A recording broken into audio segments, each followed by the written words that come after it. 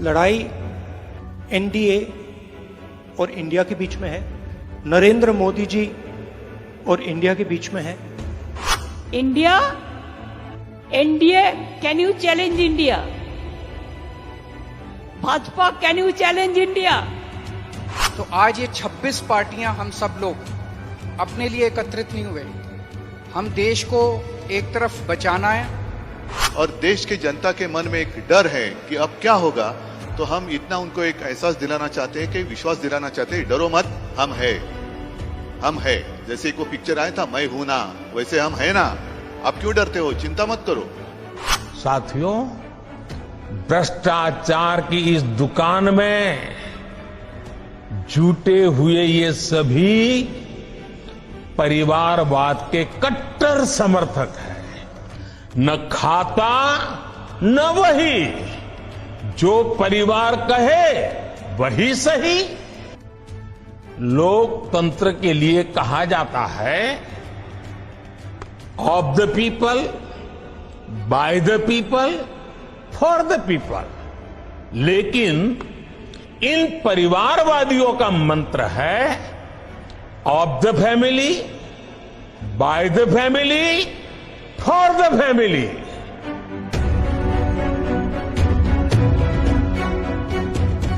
दो 2024 के लोकसभा चुनाव की तारीख जैसे जैसे पास आ रही है, वैसे वैसे राजनीतिक पार्टियों की तैयारियां भी जोरों शोरों से शुरू हो गई है। यानी कुल मिलाकर लोकसभा चुनाव की तारीख का काउंटडाउन शुरू हो चुका है, जिसको लेकर कल एक तरफ कर्नाटक की राजधानी बेंगलुरु में विपक्षी पार्टियों के 26 दल ने हुंकार भरी, तो वहीं एनडीए ने राजधानी दिल्ली के अशोका होटल से 38 वाला फंडा का दांव खेला। एनडीए से लेकर इंडिया तक सभी राजनीतिक पार्टियां अपने किले को मजबूत करने के लिए कुनबे को बढ़ा रही है और इस कुनबे को बढ़ाने की सीधा मकसद 2024 का सियासी दंगल फतह करना है। दरअसल कांग्रेस का अलायंस, जो पहले यूपीए पहले नाम से जाना जाता था, वो अब इंडिया के नाम से जाना जाएगा। पूरी लड़ाई अब दो गुटों में तब्दील हो गई है, यानी 2024 में चक दे इंडिया होगा या फिर चक दे एनडीए, ये सबसे बड़ा सवाल है। वहीं विपक्षी पार्टियों की मीटिंग के बाद राहुल गांधी ने कहा कि अब ये लड़ाई एनडीए और इंडिया के बीच में है। लड़ाई किसके बीच में है? ये लड़ाई ऑपोजिशन और बीजेपी के बीच में लड़ाई नहीं है।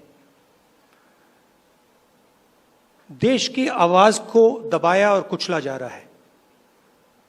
ये देश की आवाज के लिए लड़ाई है और इसीलिए यह नाम चुना गया, Indian national developmental inclusive alliance, मतलब इंडिया। वहीं बेंगलुरु में विपक्षी पार्टियों की एकजुटता पर पीएम मोदी ने जमकर हमला बोला। उन्होंने कहा कि परिवारवादी पार्टियों का मंत्र है of the family, by the family, for the family. इनका मोटो है फैमिली फर्स्ट, नेशन नथिंग। भ्रष्टाचार की इस दुकान में जुटे हुए ये सभी परिवारवाद के कट्टर समर्थक हैं। न खाता न वही, जो परिवार कहे वही सही। लोकतंत्र के लिए कहा जाता है of the people, by the people, for the people. लेकिन इन परिवारवादियों का मंत्र है of the family, by the family, for the family. Family first, nation nothing, इन लोगों का मोटो है, इनकी यही प्रेरणा है। कल राजधानी दिल्ली के अशोका होटल में शाम 5 बजे एनडीए की बैठक हुई, जिसमें पीएम मोदी ने एनडीए का नया मतलब बताया। उन्होंने एनडीए का मतलब बताया कि एनडीए में एन का मतलब न्यू इंडिया है, डी का मतलब है डेवलप्ड नेशन यानी विकसित राष्ट्र, और ए का अर्थ है एस्पिरेशन यानी लोगों की आकांक्षा है। इस महत्वपूर्ण कालखंड में एनडीए की बहुत बड़ी भूमिका है। एक तरह से ये नई ऊर्जा से भरी हुई त्रिशक्ति है। एन से न्यू इंडिया के लिए, डी से डेवलप्ड नेशन के लिए, ए से aspiration of people and region के लिए आज देश का गरीब, देश का मध्यम वर्ग, देश के युवा, महिलाएं, दलित, पीड़ित, शोषित, वंचित, आदिवासी सभी का विश्वास एनडीए पर है।